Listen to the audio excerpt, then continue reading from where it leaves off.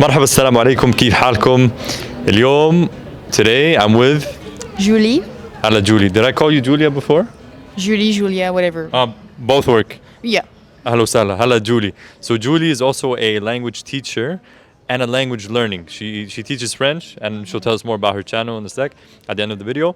But she's also learning Arabic. So in this video we're gonna talk about some of the biggest challenges she has faced with Arabic learning, and I'm gonna try to address some of those and try to help answer these or just these challenges essentially.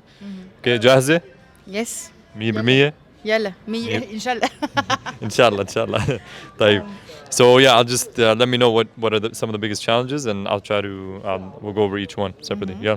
So the first one when I started learning Arabic is the lack of resources online. Like there are some websites, but they're not complete.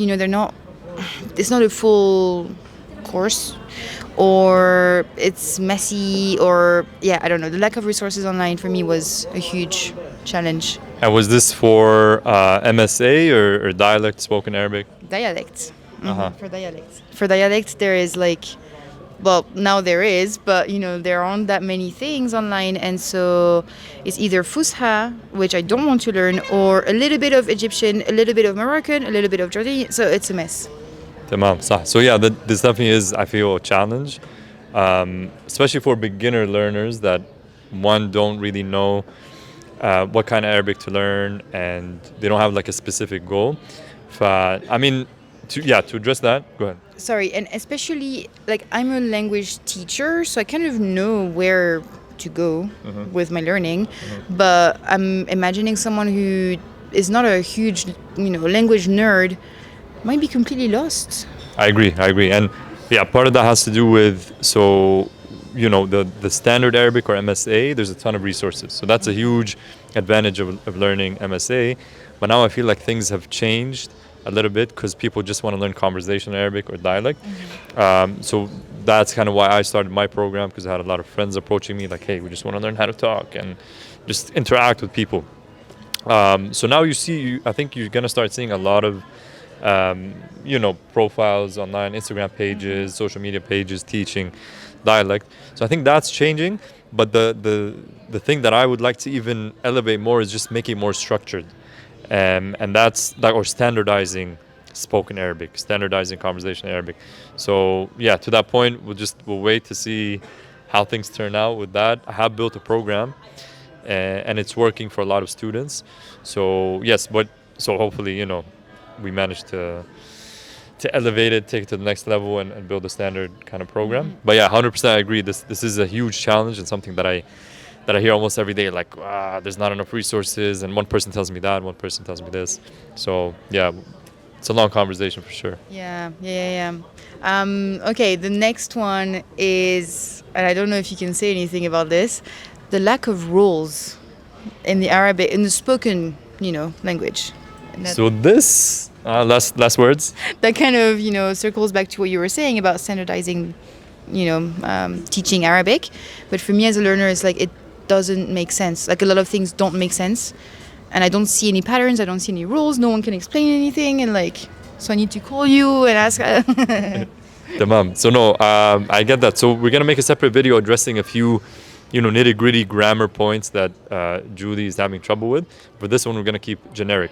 To address your point about lack of rules, so actually having been studying dialect now, just looking, or studying for the sake of teaching it, not studying it to learn to speak it, looking into dialect, how we native Arabic speakers talk and converse, there's so many things that we don't realize. And that's what I've built into my program, and I'm like, no, there are a lot of rules, there are a lot of patterns. There's conjugation, even in spoken Arabic, there's conjugation, pronouns, there's rules, and there's the one thing that we're going to talk about in a separate video is probably the broken plural. Also, there's, patterns for that, but it may be more on it's literally called, broken plural, jama' taksir. It's a little more complex. But otherwise, looking at the curriculum that we teach, there are a ton of rules, actually. Not a ton, but there are things that you can follow. Not as complex as Fusha or MSA. or not as complex maybe as German, but there is something that you can kind of refer back to, rather than just like, hey, just memorize it or just know it. There are, and we can go over some of those in the grammar video if you want.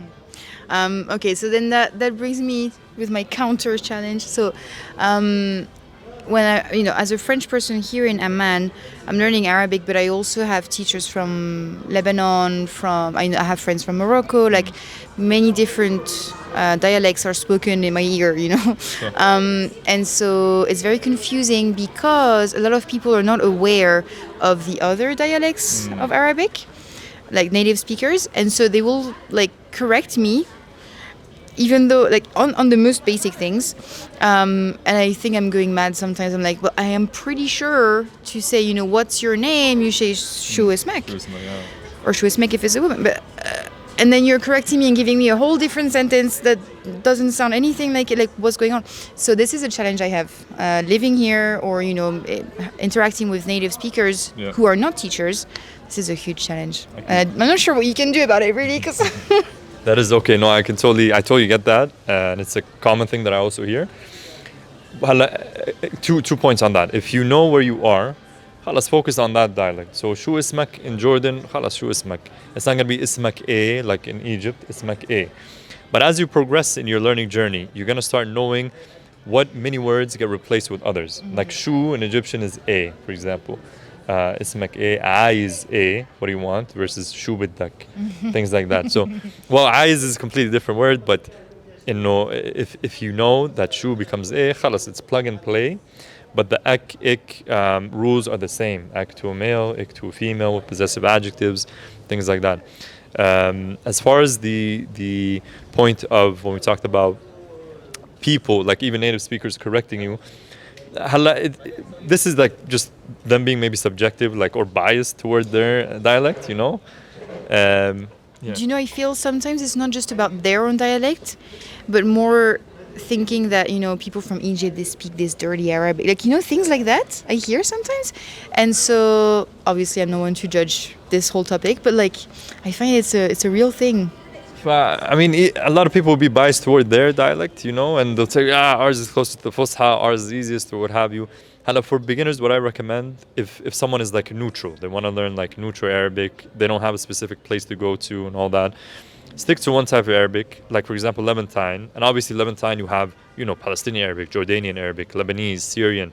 But at the basic level, the rules will be the same rules, When you dig deeper into slang and whatnot, every country will have its own way of saying things, of expressing things. The accent's a little different. But as far as you being understood, native speakers will understand you, and that's what I tell students. But this is perfectly normal. Like native speakers will understand you.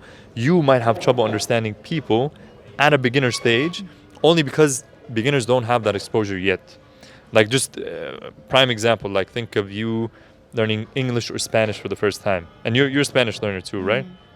Like you hear, you learned like Spanish from Spain. And then, as an example, and then you hear Argentinian Spanish, and like the show instead of yo, like the ya turns into a show. But you hear that, like, what are you saying? But you learn that one time, you get it. And khalas, it becomes plug and play, Yeah, like for me right now, I'm at the stage where I'm starting, and we discussed this earlier, I'm starting to not be so stressed about understanding every word in a sentence, but more make out the gist of what people are saying. So if I hear something like like, something like that, I know it's about my name. And so on. And so, I'm getting there. But at first, it was, because I was a bit of a control freak and I needed to understand every single word. It was very frustrating and demotivating. Yeah, but that's also great advice for like beginner learners or learners in general. Don't get too discouraged or bogged down by the details. Focus on more what you know rather than what you don't know. And if you capture the overall meaning, most likely you are right. Unless if something involves money, khalas, don't risk it and say like, I understand everything, and like you end up losing money because of a miscommunication. But in a general sense, like, what's your name? What can go wrong? What's your name? Yeah, khalas. You heard like Julie's example. She heard the word name. Yeah, it's gonna be about your name, things like that. I'm pretty sure at the beginning I must have answered with my age to the what's your name, like a bunch of times, and that's fine. You just learn to get rid of your ego, Exactly. You gotta be خلاص you gotta be comfortable with mistakes, making mistakes, and get outside that comfort zone for sure. طيب, I think that is that it for our generic kind of discussion? Yeah. Yeah. Okay. طيب, I'll let so Julie's also a language teacher, so I'll let her if she wanted to give a quick shout out for your academy or teaching or what have you. Yeah. Or what you do. So mine is called Towanda Language School.